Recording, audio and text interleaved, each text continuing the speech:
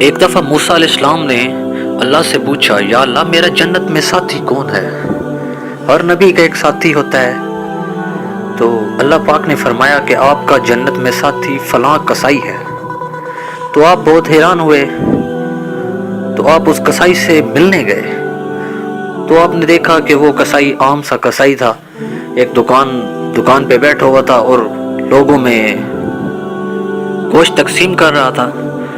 تو موسیٰ علیہ السلام کو کوئی خوبی نظر نہیں آئی تو وہ ساتھ کھڑے ہو گئے.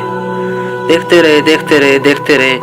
تو شام کا وقت ہوا. اس نے کچھ گوشت بنایا اور اس کو ایک شاپر میں ایک تھیلے میں ڈالا اور چل پڑے. تو موسیٰ علیہ السلام نے کہا کہ یار میں ایک پردیسی ہوں تو میں آپ کے ہاں رہنا چاہتا ہوں. تو اس نے کہا چلیں آپ چلیں میرے ساتھ. تو وہ چل پڑے. تو وہ جب گھر پہنچا، وہ کسائی جب گھر پہنچا تو اس نے وہ جو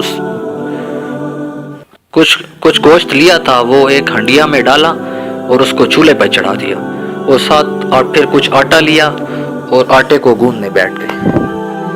تو اس میں کچھ وہ سنڈیا کی طرف گئے، پھر اس طرف کوئی مسالہ تیار کیا، وہ کھانا تیار کیا اور پھر آٹا گوندھ چکا تھا. پھر اس نے آٹے کو روٹی بنائی، خود اپنے ہاتھوں سے روٹی بنائی اور پھر ایک کمرے میں گئے وہ سالن لے کر اور روٹی لے کر. تو ایک کمرے میں ایک بڑھیا لیٹی ہوئی تھی. تو اس بڑھیا کو اٹھایا،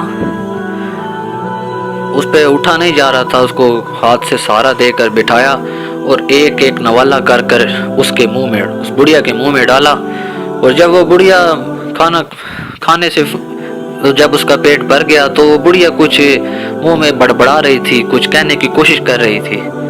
تو موسیٰ علیہ السلام نے پوچھا کہ یہ کون ہے؟ تو انہوں نے کہا یہ میری اماں جان ہے.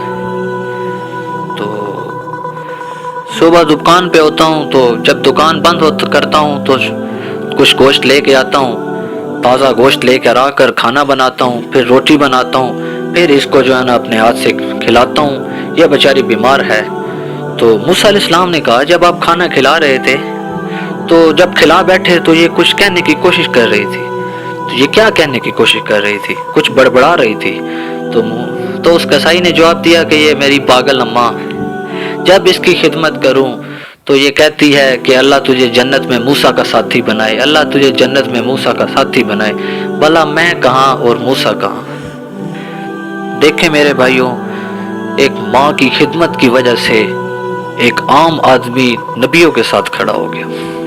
تو میرے بھائیوں، ہماری مائیں بیچاری ذلیل ہوتی پھرتی ہیں، ہمیں بلاتی پھرتی ہیں، آوازیں دیتی پھرتی ہیں بیچاری، ان کی کوئی سننے والا نہیں ہوتا. تو اپنی ماؤں کی خدمت کیا کرو، تمہارے پاس جنت پانے کا بہت بڑا انمول تحفہ ہے. اگر وہ زندہ ہیں تو ان کی خدمت کرو اور جنت حاصل کرو.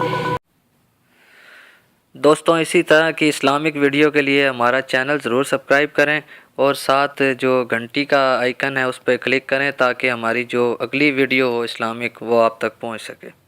شکریہ.